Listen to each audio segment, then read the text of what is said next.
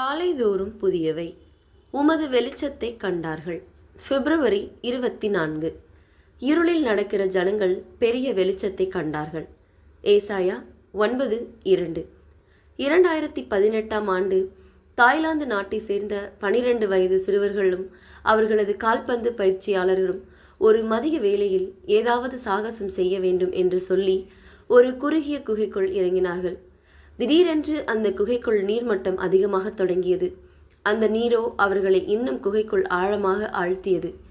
இவர்களை காப்பாற்றுவதற்கு மீட்பு பணியாளர்கள் 2 வாரங்கள் கழித்து அங்கு சென்றார்கள். அங்கு சென்று பார்க்கும் பொழுது அவர்கள் அந்த பாறைகளுக்கு அடியில் நீர் மட்டத்தில் இன்னொரு பாறையின் மீது அமர்ந்து கொண்டிருந்தார்கள். அவர்களை மீட்டு கொண்டு வந்து அவர்களை விசாரித்த போது அவர்கள் கூறிய காரியம் என்னவென்றால், மணிக்கணக்காக ஏதாவது ஒரு வெளிச்சம் வராதா என்று எதிர்பார்த்து காத்திருந்தோம். அப்போது நீங்கள் எங்களை மீட்க வந்தீர்கள் என்று கூறினார்கள். ஏசாயா தீர்க்கதரிசி இருளும் அந்தகாரமும் சூழ்ந்த இந்த உலகத்தை இப்படியாக விவரிக்கிறார். அவர்கள் அண்ணாந்து பார்ப்பார்கள், பூமியையும் நோக்கி பார்ப்பார்கள். ஆனாலும் இதோ இக்கட்டும் அந்தகாரமும் இருக்கும் இடுக்கத்தால் இருளடைந்து அந்தகாரத்திலே தள்ளுண்டு அலைவார்கள். ஏசாயா 8:22. வாசித்த இந்த வசனத்தின் விளக்கத்தை நாம் தியானிக்கும் போது, இப்பொழுது நாம் வாழ்ந்து கொண்டிருக்கிற இந்த உலகமானது பாவ இருளில் சிக்கிக் கொண்டிருக்கிறது. பலவிதமான போராட்டங்கள் என்கிற இருளில் சிக்கிக் கொண்டிருக்கிறது.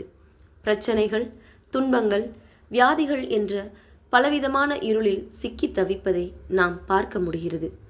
கிறிஸ்து ஒரு மனிதனுடைய வாழ்க்கையில் வருகிற பொழுது அந்த இருள் என்பது அவனுடைய வாழ்க்கையில் இருந்து நிரந்தரமாக மாறும்.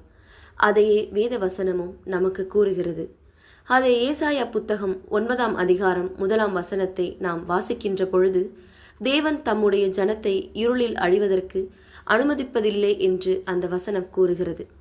அது மாத்திரமல்ல, எந்த ஒரு மனிதனும் இருளில் இருப்பது தேவனுடைய சித்தம் அல்ல.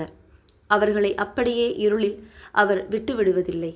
பாவ இருளாக இருந்தாலும் சரி, அல்லது மாபெரும் பிரச்சனை, போராட்டம் என்கிற இருளில் இருந்தாலும் சரி. இந்த நாளில் கர்த்தர் உங்களுடைய வாழ்க்கையில் பெரிய அதிசயத்தை செய்ய போகிறார். அவர் உங்களை தேற்றி இருளில் நடக்கிற ஜனங்கள் பெரிய வெளிச்சத்தை கண்டார்கள் என்பதைப் போல ஆண்டவர் இந்த நாளில் உங்களுக்கு ஒரு வெளிச்சமாகவும் உங்களுடைய இருளை மாற்றி உங்களை பிரகாசிக்க செய்ய கிறிஸ்துவுக்குள்ளாக உங்களை அன்போடு வாழ்த்துகிறோம். தேவன் உங்களை ஆசீர்வதிப்பாராக. ஜெபம். இருளுள்ள இடங்களில் பிரகாசிக்கிற ஒளியாக நாங்கள் வாழ கிருபை அருளும். இயேசுவின் மூலம் கேட்கிறோம். ஆமீன்.